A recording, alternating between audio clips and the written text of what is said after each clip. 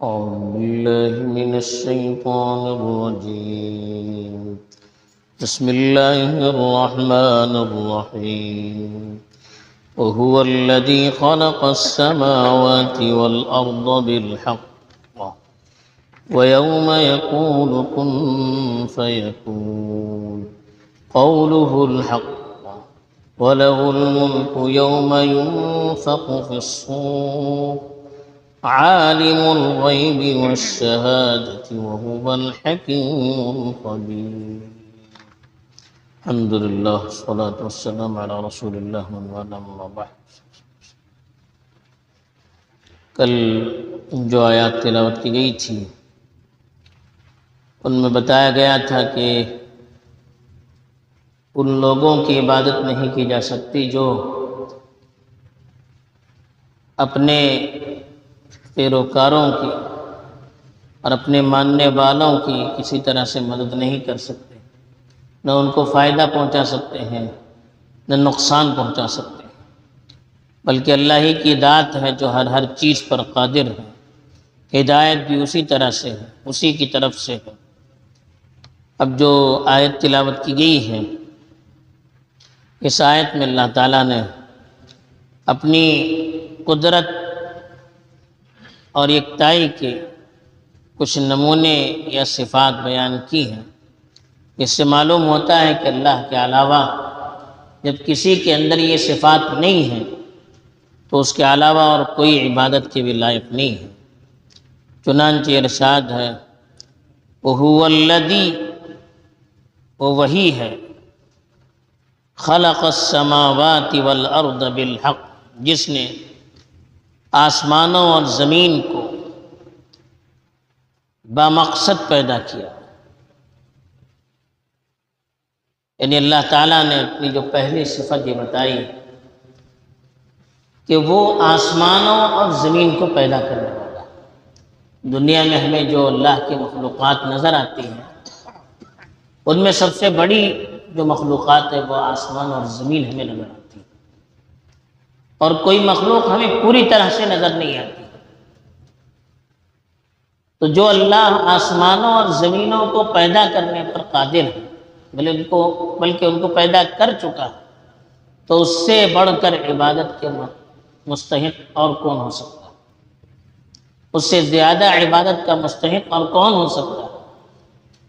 اور دوسری چیز یہاں پر اللہ تعالیٰ نے یہ جو بتائی کہ آسمانوں اور زمینوں کو اللہ تعالیٰ نے بامقصد پیدا کیا، بیکار پیدا نہیں کیا.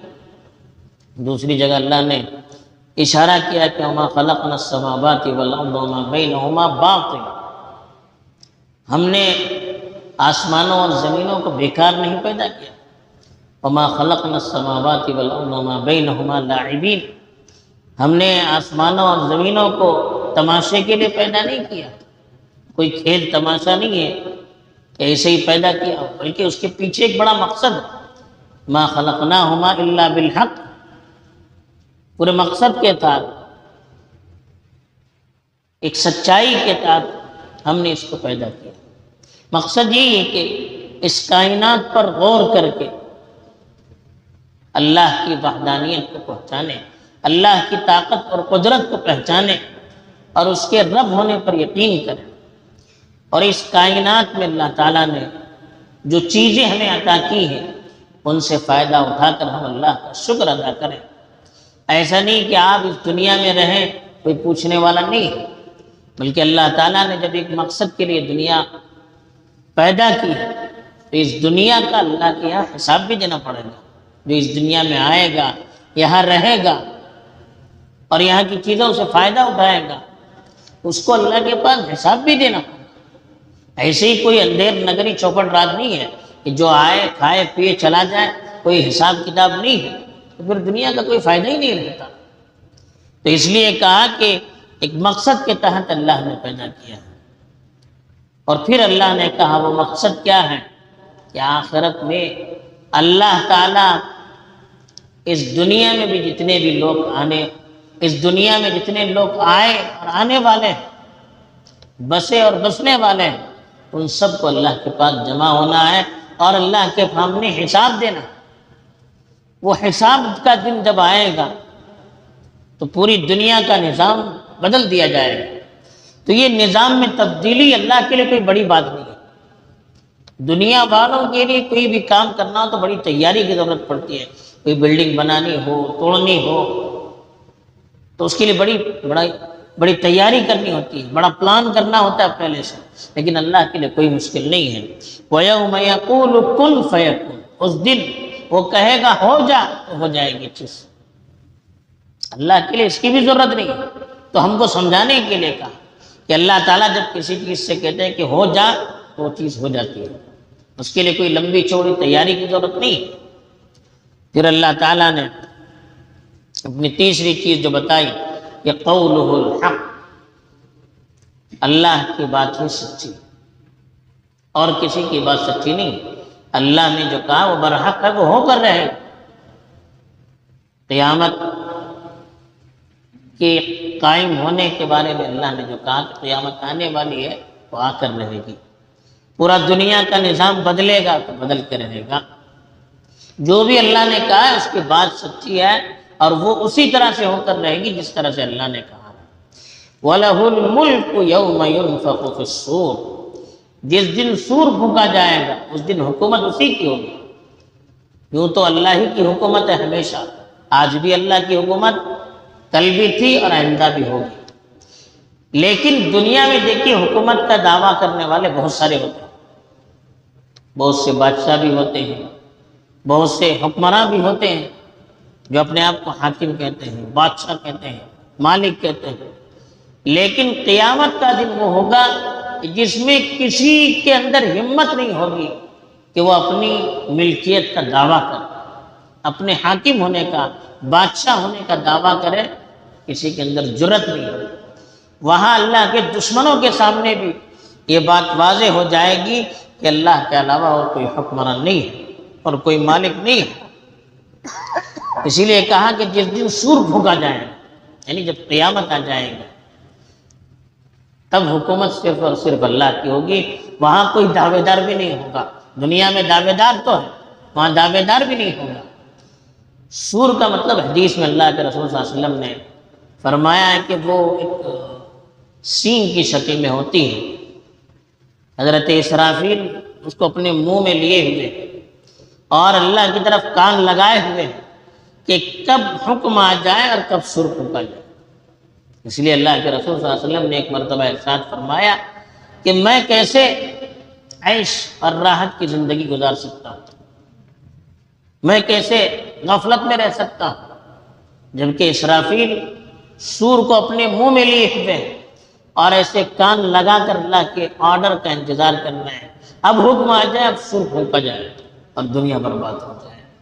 تو اتنی تیاری ہو چکی ہے، صرف اللہ کے حکم کے وہ منتظر ہیں، پوری طرح سے تیار ہیں۔ تو کہا کہ جس دن سور پھونکا جائے گا، باقی اس کی کیفیت کیا ہوگی وہ اللہ ہی جانتے ہیں۔ اس دن اللہ ہی کی حکومت ہوگی۔ عالم الغیب والشہادہ، غیب کہتے ہیں پوشیدہ چیزیں جو نظر نہ آنے والی، آئندہ آنے والی چیزوں کو بھی غیب کہتے ہیں، اس لیے وہ نظر نہیں آتی۔ آخرت کی چیزوں کو بھی غیب کہتے ہیں، قبر کے اندر کی چیزوں کو بھی غیب کہتے ہیں، اس لیے وہ نظر نہیں آتی۔ تو اللہ تعالیٰ غیب کی چیزوں کو بھی جاننے والے ہیں۔ شہادہ مانے جو ظاہر ہے، سامنے موجود ہے، ان چیزوں کو بھی جاننے والے ہیں۔ تو غیب اور موجود ہر چیز کو اللہ جاننے والے ہیں۔ تو اس لیے اللہ جب حساب لیں گے تو کوئی چیز اس سے چھپ نہیں سکتی، باریک سے باریک چیز وہ بھی اس کے سامنے ہوگی، چھپ کر جو چیز کی جاتی ہے وہ بھی سامنے ہوگی، کھل کر سب کے سامنے جو چیز کی جاتی ہے وہ بھی سامنے ہوگی۔ وَهُوَ الْحَكِيمُ الْخَبِيرُ، لیکن وہ بڑا حکیم ہے، اس کی ہر چیز حکمت پر مبنی ہے، خبیر، ہر چیز سے باخبر ہے، کوئی چیز اس سے پوشیدہ نہیں ہے، لیکن جو فیصلہ کرتا ہے حکمت سے کرتا ہے۔ بہرحال اللہ تعالیٰ نے یہاں پر اپنی بہت ساری صفتیں بیان کی اور اپنی قدرت کو بیان کیا کہ آسمان اور زمین کو وہی پیدا کرنے والے ہیں۔ دوسری بات جو بتائی کہ اس کے لیے کوئی چیز مشکل نہیں ہے، وہ کہے کہ ہو جا وہ چیز ہو جاتی ہے۔ تیسری چیز بتائی کہ اسی کی بات ہر جگہ برحق ہے۔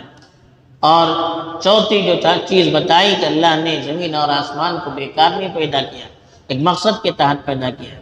پانچویں چیز بتائی کہ قیامت کے دن اللہ ہی کی حکومت ہوگی اور کوئی اس دن بچا نہیں سکے گا کسی کو۔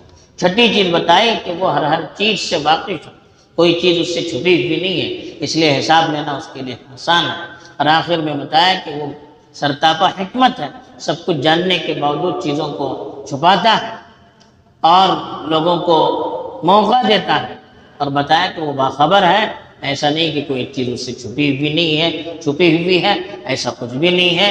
تو یہ جو اللہ کی صفات ہیں، ان صفات پر ہمیں غور کرنا چاہیے، ایک ایک صفت پر غور کر کے اللہ کی طاقت، اس کی قدرت کو سمجھنا چاہیے، اور ذہن میں اللہ کی ذات کو ہر وقت مستحضر رکھنا چاہیے، اور اسی کے مطابق ان صفات کو سمجھ کر اس سے اللہ تعالیٰ کے ذات کو ذہن میں مستحضر رکھ کر ہمیں زندگی گزارنی چاہیے، تاکہ غفلت اور لاپرواہی اور گناہ اور شیطانی اعمال سے ہم محفوظ رہیں۔ اللہ تعالیٰ حفاظت فرمائے۔ وآخر دعوانا الحمدللہ رب العالمین۔ سبحان اللہ۔